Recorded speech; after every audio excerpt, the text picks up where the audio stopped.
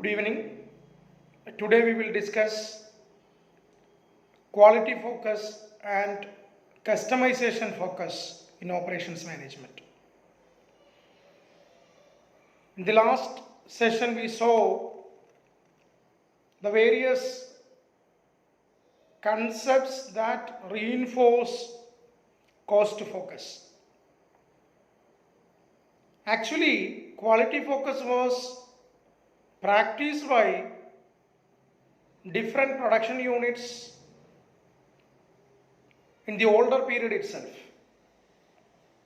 For example, the 13th century factory system in Europe realized the importance of quality and widely practiced craftsmanship, where skilled people build product to meet the requirements of end customer.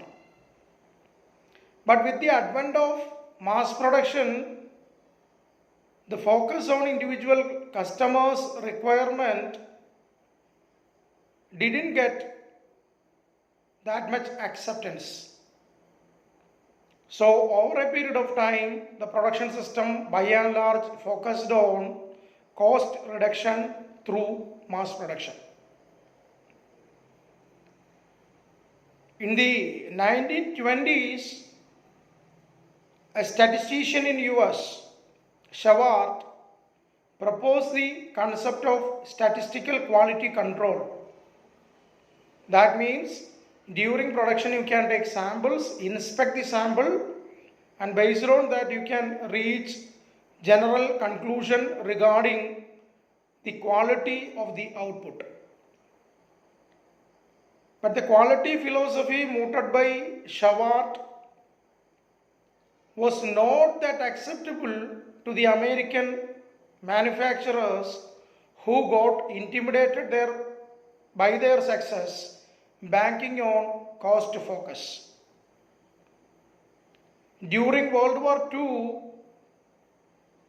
the manufacturers in the war equipment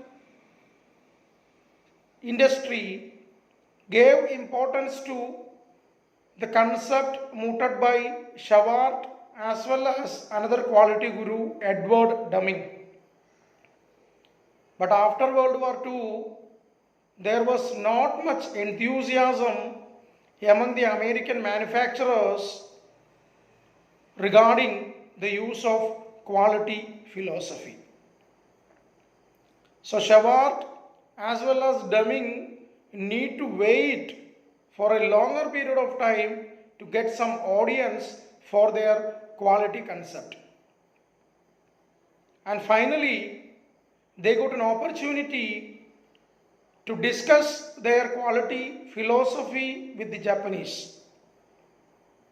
As you may be aware, Japan really suffered a setback in the fag end of World War II, especially the atomic warheads used by the American and Allied forces literally shattered Japan and they surrendered in the war. After the war, Japanese wanted to rebuild their country. For that, they initially tried to bank upon the colonial policy successfully implemented by Great Britain across the world.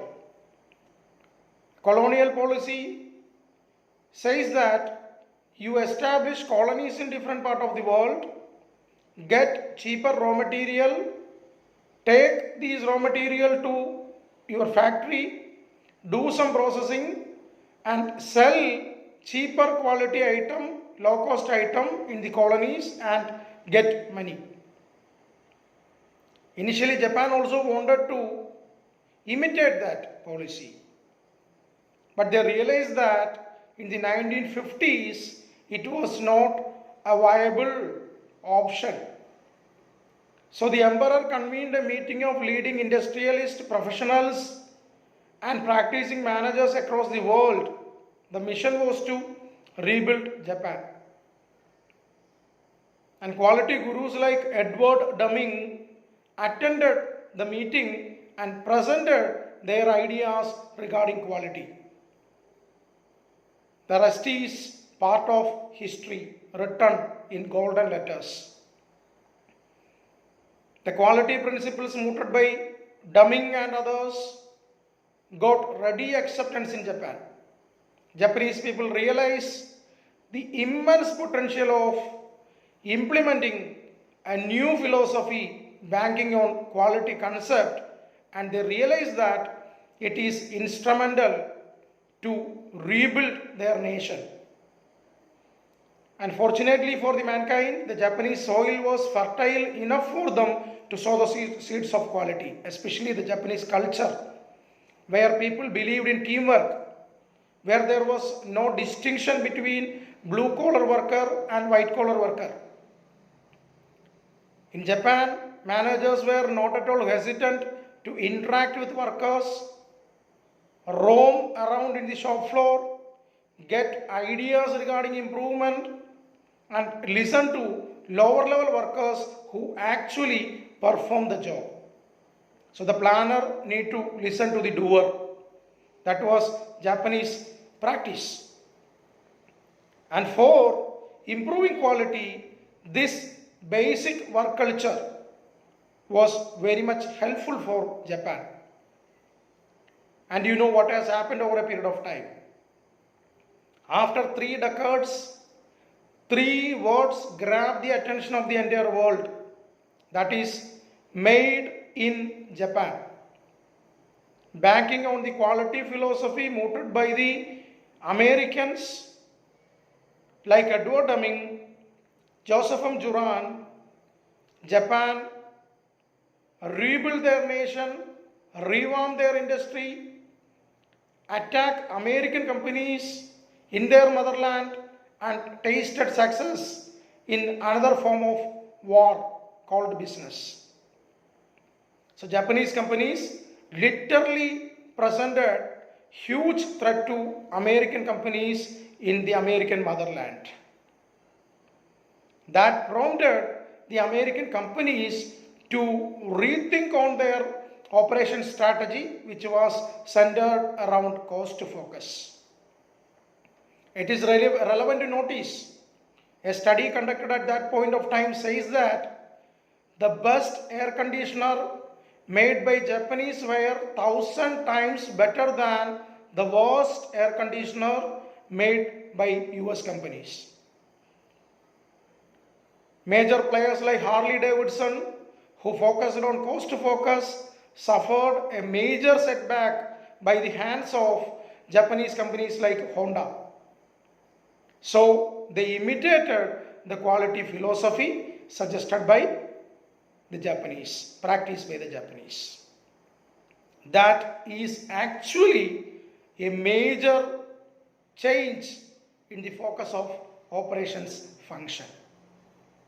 A shift from cost focus to quality focus, where you try to fulfill the requirement of your customer. That was a shift from a company centered system to a customer centered system. A shift from internal focus to external focus. And in Japan, there were many other developments that further reinforce the quality philosophies. If you check the history of quality management, you can see some prominent names like Shawart, Edward Deming, Joseph M. Juran, and Feigenbaum. They are the quality gurus from West, maybe the first generation quality gurus. Based on the inspiration imparted by the first generation quality gurus, the second generation quality gurus emerged from Japan itself. They are Karou Ishikawa, Shigo Shingo, and Jenichi Taguchi.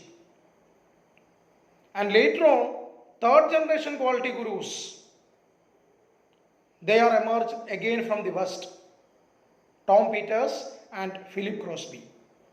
Later in the course, when we see quality management in detail, we will analyze the contributions of the first, second and third generation quality gurus.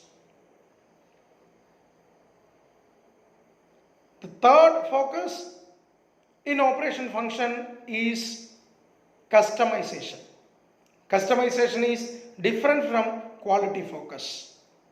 In customization, company focus on the individual customer, try to fulfill the specific requirements of individual customer. An example is a designer suit. It is custom made. It is made for you. A person select a fabric and a tailor take the measurement and stitch the item that suit the requirement of that particular individual. That is known as customization. So we can compare mass production and customization. They are two extremes, opposite to each other. Mass production believes in economies of scale, standard products in large volume. Whereas customization, you focus on individual customer, you don't believe in volume, you try to cater to the need of that particular individual. So mass production believes in volume, it try to reduce cost. Whereas customization, you produce very few units, but per unit margin is huge. In mass production, your strategy is make to stock. You make item and store item. It is make to stock. Whereas in customization, it is make to order. You start the production process once the individual customer place an order. That is make to stock and make to order. So that is why you can see maybe companies like BMW, Mercedes, they manufacture cars that fulfill the requirements of individual customer. Not all models, few models. The volume of output is less, but the company enjoys thick margin in each and every unit they produce. So that is the essence of customization. And today we can see another concept called mass customization. What is mass customization? You know the benefit of mass production is cheaper units. Per unit cost is less. In customization, per unit cost is high, volume of output is less. Mass customization actually combines the benefits of mass production and customization.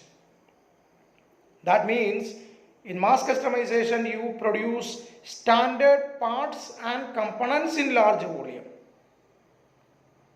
But the assembly of these standard parts and components are done as per the requirement of individual customer. For example, I need a computer. I need maybe an Intel i5 processor, a 1 TB hard disk, an 8 GB RAM. Like that I present a specification. Maybe another individual go for an i3 processor, 4 GB RAM, maybe a 512 MB hard disk. A company like maybe Dell attend both the orders. They deliver the products to both the customers. And here you can see the parts and components are standard, but the combination make it a custom product. Or in mass customization, the process strategy is assemble to order. In mass production it is make to stock. In customization it is make to order. Whereas in mass customization the strategy is assemble So these are basically the different approaches adopted in operation function: cost focus, quality focus, and customization. And nowadays companies cleverly combine the benefits of mass production and customization through the practice of mass customization. Thank you.